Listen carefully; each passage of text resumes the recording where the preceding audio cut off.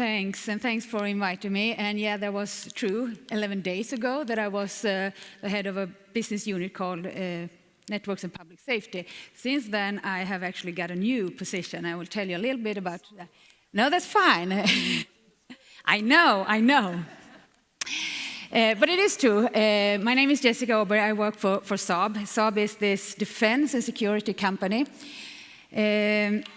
And maybe in this forum I need to tell that I do not sell cars. Cars is a spin-off out of Saab. We let that go in the 80s. So we're focusing now on building defense products like the firefighters, you know, the Gripen. We have cool submarines that we export around the globe.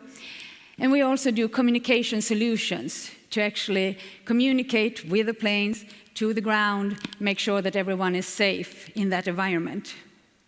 We also do civilized or civil application, making sure that we are secure even in our everyday life. For instance, when you go to the Stockholm Arlanda airport, our products are there, making sure that we can get the planes on the ground safe and secure. So with that in mind, I'm very glad to be here. I'm very humbled to stand in front of all of you here to share my story in tech. And when I first got invited, I was like, there are going to be so many great stories in this room. Why should I take 30 minutes to tell mine? And it was one person that actually got me to rethink, reprioritize, and really get my butts out here. And that is my daughter. And I'll come back to her in a little bit, because I think this is what it's all about for me, to really inspire and give back what I have been getting from a very great work life. And hopefully I have quite some more years to come. So maybe there. That's one part of me. I'm 46, as it says here, and why focusing on age. You will see that in coming slides as well. But this is me today, and this is my professional picture of me. Of course, I'm so much more than just my work, but I'm here to tell you my story about it. So 11 days ago, I had a new position within Saab. Now I'm a senior vice president. I'm part of the Saab top management team, which is a great honor for me. And I'm now head of the sixth part of Saab, which is called Industrial Products and Services, having both military solutions in my portfolio and civil applications, which is really challenging for me. It's a new product, there are new market areas, there are new business contacts, really, really challenging. But I think that's what my work life has been all about. Having the guts to say yes when there is an opportunity. I can feel really kind of small when I first start to think about the thing and say, oh, it's going to be so many great people there that also applies. Like I thought about this coming here to this event, that it's going to be so many of you that could have my place up here. But take the chance. Just do it. So I'm very glad that I got the chance. I'm going to go back now and tell you a little bit about my story. Maybe you also have this kind of picture somewhere back home.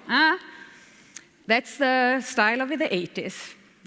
You see the big hair, and me and all my friends looked kind of the same back then. This is me applying for high school, 16 years old. Being an engineer, the tech field wasn't even in my mind. I went for a degree in economics, because that's what most women did back then, and maybe still does. But what have happened then from there, being 16 years old, not really interested in this tech world, until today when I'm at the top management team at this really high-tech company out of 16,000 employees globally around the world. I'm a small-town girl. I've always been ambitious. I always studied hard, wanted to perform, but I never really had great ambitions.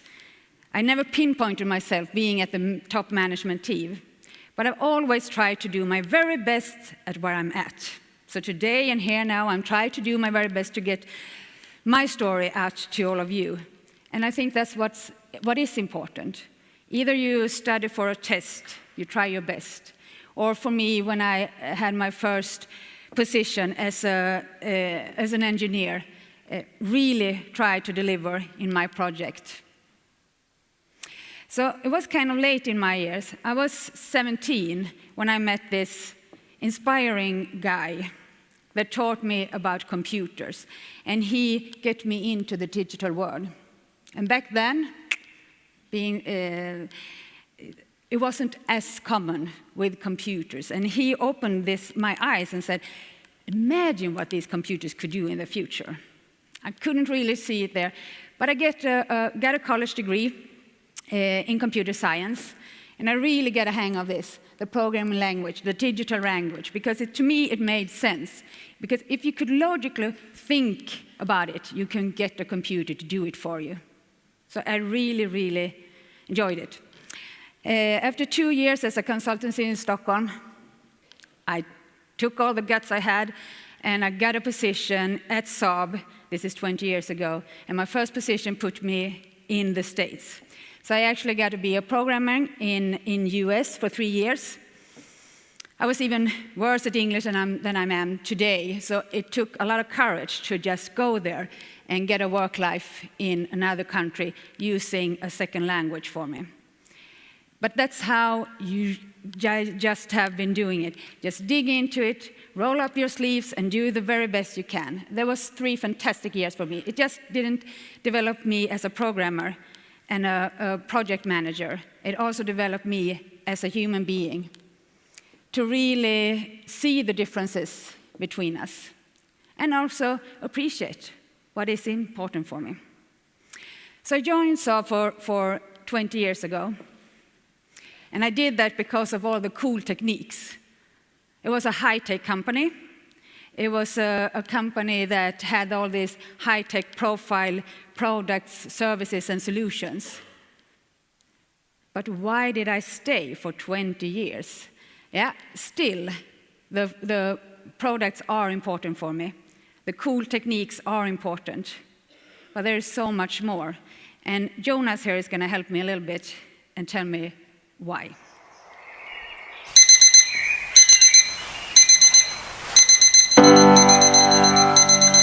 Early Monday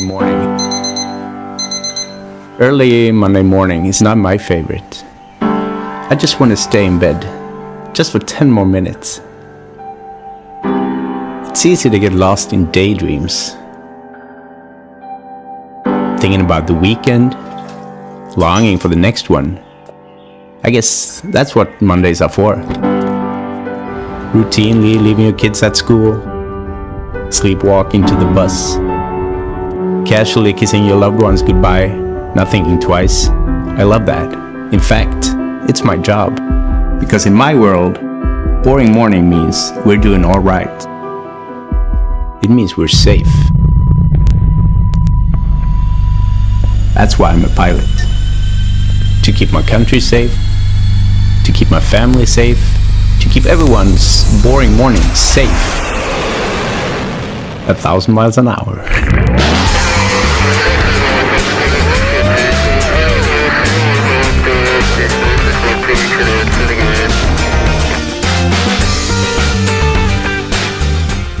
That's what kept me with the company. The feeling of creating boring Mondays, creating product that keeps us safe. And I'm not a test pilot, but I feel like I found my place in this company. And that is our vision. And our vision has really grown on me. Back there when I was 20, joining this company, it was of the high-tech products. But as I grown older, I need something more out of my employer. I need to have a work and family life balance. I also need to feel like what I'm doing is important and are needed. And I really, really have bought into our vision. It's a human right to feel safe. Think about it. It's a human right to feel safe. I want each and every one of my close friends and family to feel safe. Even if they are citizens, just having their everyday life, we want our nations to be safe.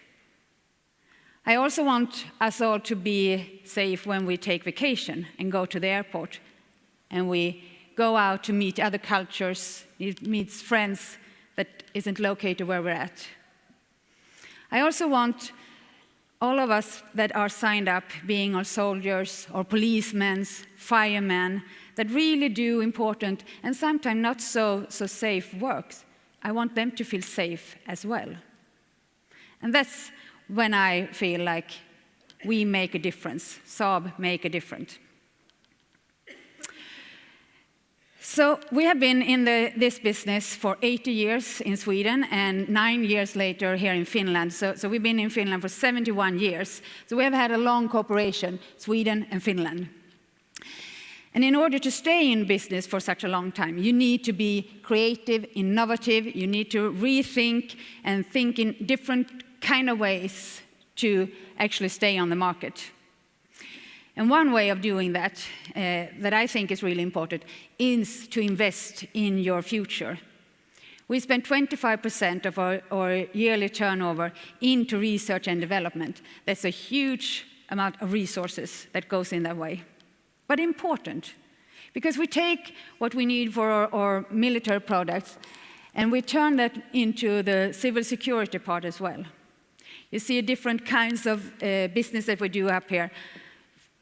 All from helicopters, we have seen the fighters, we have seen or heard about the submarines. We see the digital air traffic control that actually we are world leading on, and the only one that are delivering system. In Sweden, you know, we have quite a lot of airports, but we have a hard time to man them and have them efficient enough to keep them open.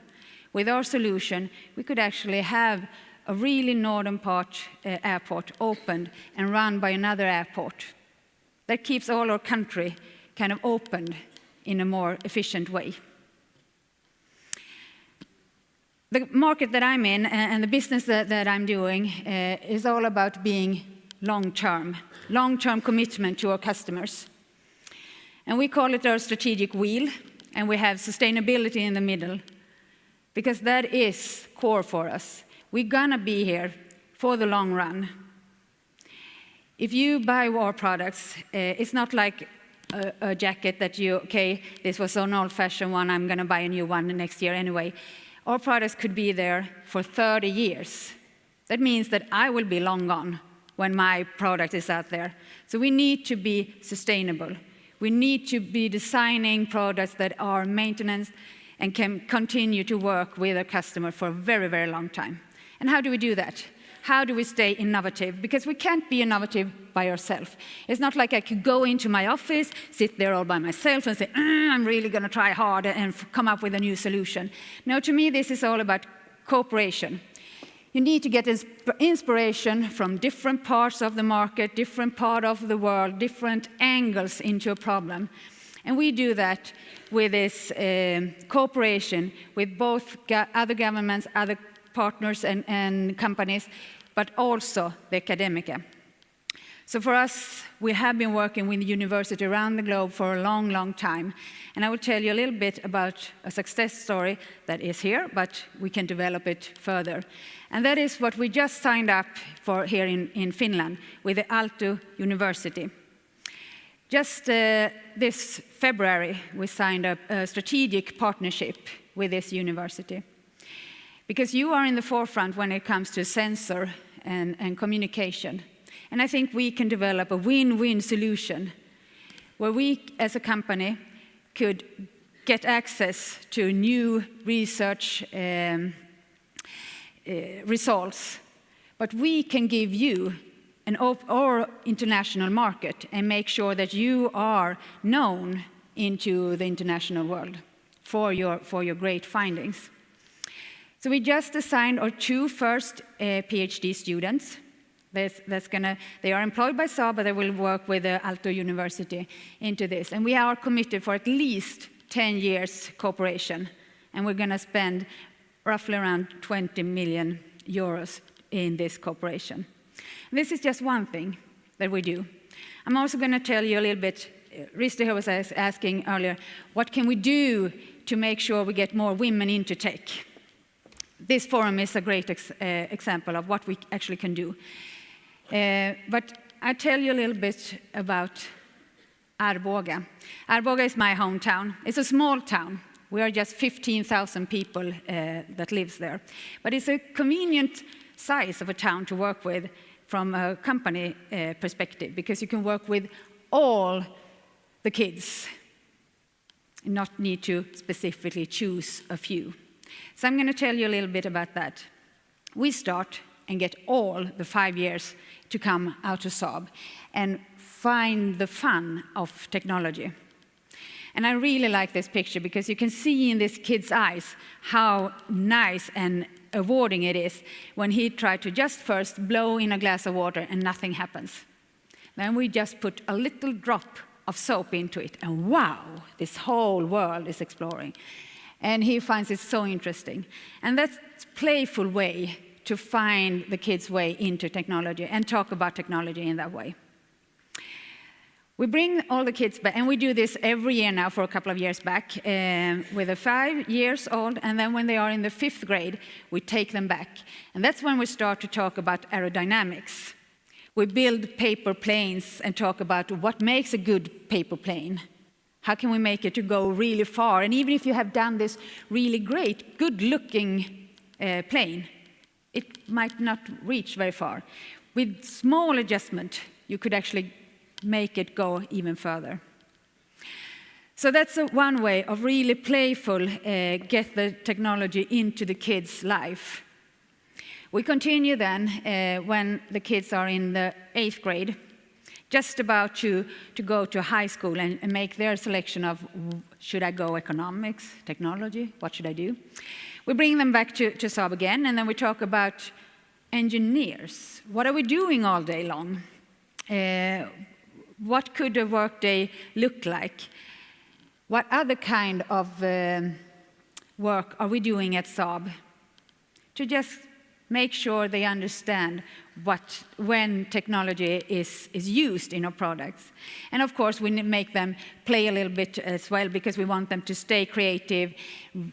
Don't think as looking at something and say, hey, this is exactly what to do. So actually, in May, when the last group of 8 was with us, we gave them like this, plastic bottles, and said, hey, make a submarine out of this.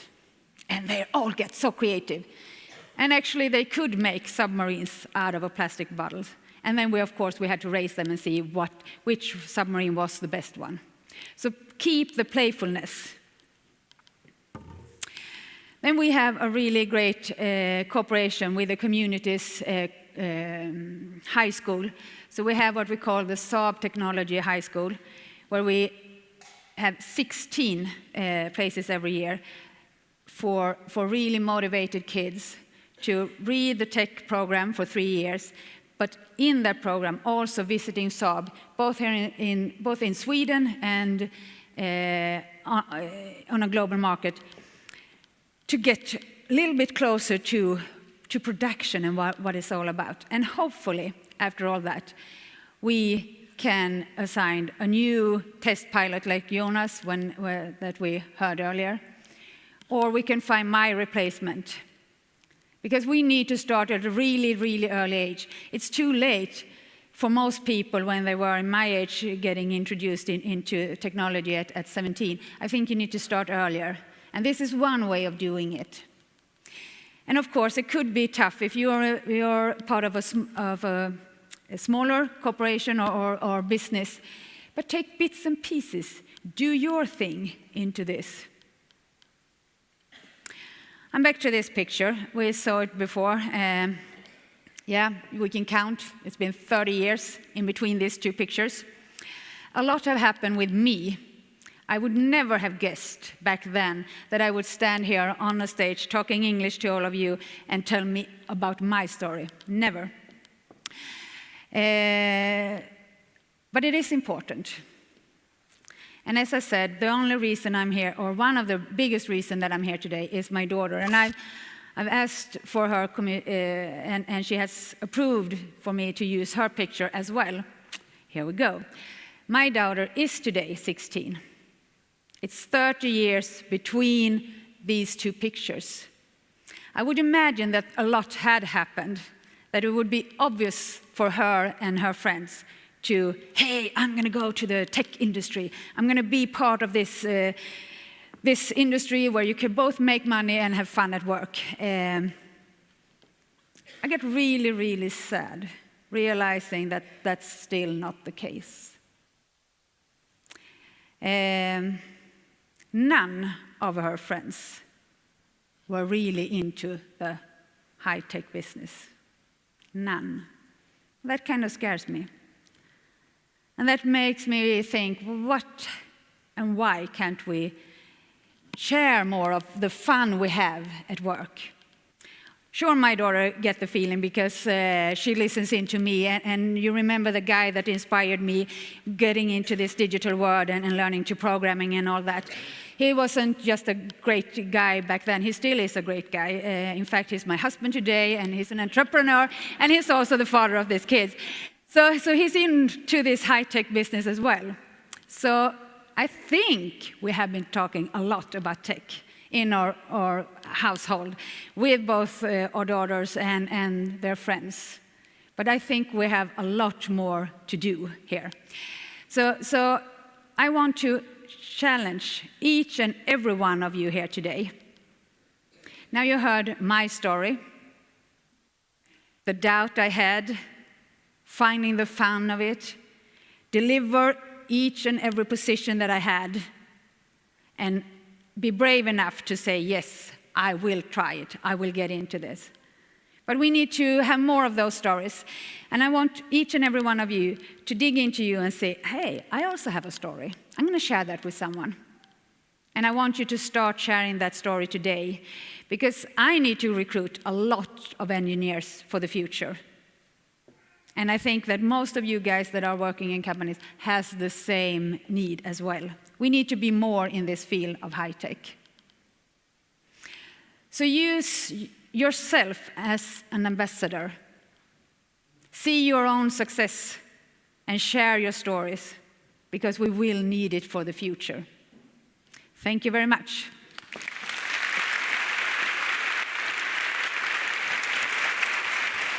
Thank you.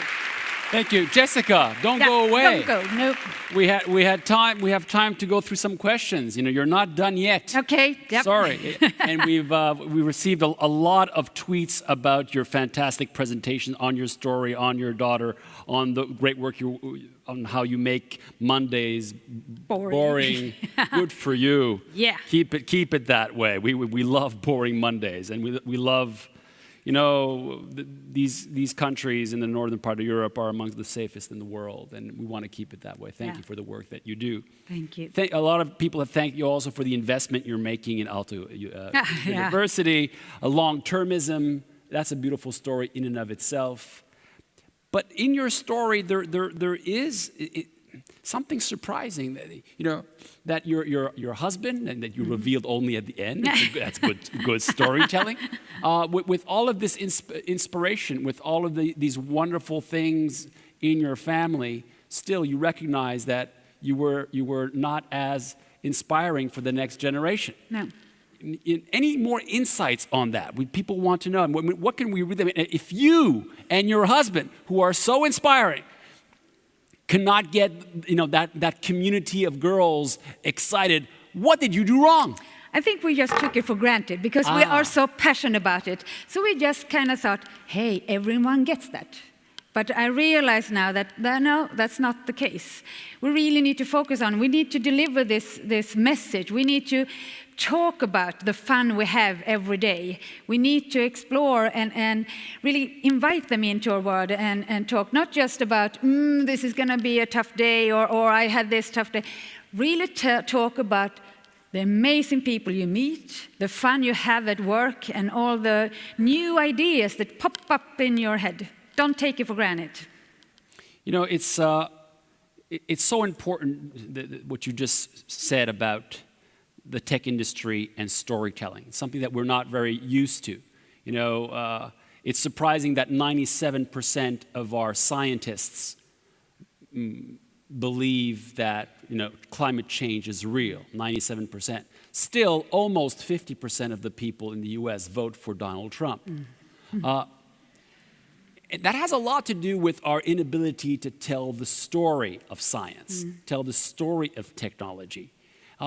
Anything, and it's wonderful what you're doing with young people in your Arboga, right? I'm sorry, I've never been there. I'm sorry. No, and you're not the only one. Okay. How big is Arboga? How many people live in Arboga? We are just 15,000, but someone has to live there, and I'm one of them. Yes, and there are great small cities. Yesterday, the great city or municipality of only a few thousand people had just won a prize for the work that they're doing in getting people excited about the technology fighting climate change.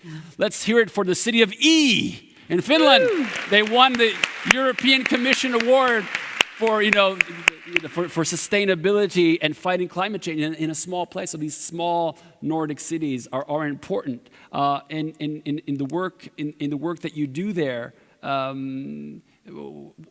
What else could be done than blowing into some soap bubbles and things like that? Yeah, that's just one. That's the bits and pieces of what you can do to in a playful way, teach kids to see what's in there. And I think also when you, like me, live in a small town, I had to travel the world during the weeks. I get so much influences. And I think it's important to also give that back to the community so the kids can see that, hey, you can live in these small cities, towns, but still travel the world and have a really interesting work because we are so digitalized, we are so global, so it doesn't really matter where you have your home and your loved ones. So I think make sure we have a global world where all the citizens are available for us. Jessica, I want to thank you on behalf of everyone for sharing this wonderful story with us. Thank you so much. Thank you. Thanks. Thank you.